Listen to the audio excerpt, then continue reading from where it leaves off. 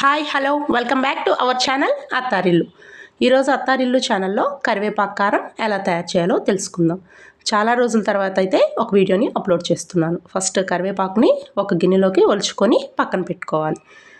Stove on చేసుకొని ఒక కళాయి పెట్టుకొని ఆయిల్ యాడ్ చేసుకొని ఆయిల్ అనేది వేడయ్యాక మినపగుళ్ళు, ధనియాలు, జీలకర్ర ఒకదాని తర్వాత ఒకటి యాడ్ చేసుకొని బాగా ఫ్రై చేసుకోవాలి. అన్నీ ఒకసారే వేయకూడదు.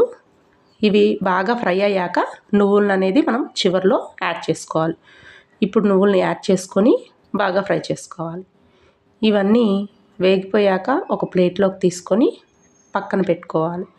ఇప్పుడు అదే కళాయిలో ఇంకొంచెం ఆయిల్ని యాడ్ చేసుకొని ఎండుమిరపకాయలు అనేది మనం యాడ్ చేసుకోవాలి.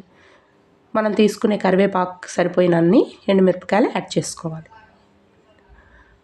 ఇవి బాగా ఫ్రై అయ్యాక తీసుకొని పక్కన పెట్టుకోవాలి.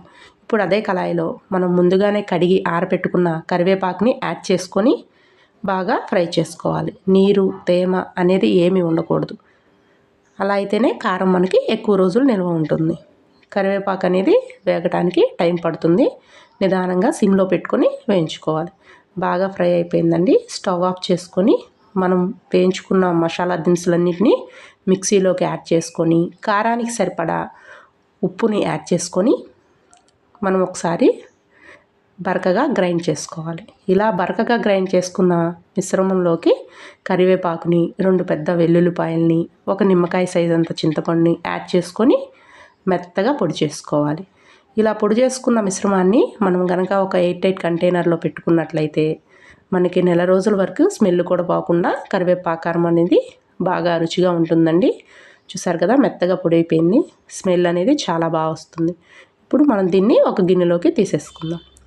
గుమగుమలాడే కరివేపాకు కారం అయితే రెడీ అయిపోయిందండి. ఈ వీడియో కనుక మీకు నచ్చినట్లయితే లైక్ చేయండి, షేర్ చేయండి. తప్పకుండా అత్తారిల్లు ఛానల్ని సబ్స్క్రైబ్ చేయండి.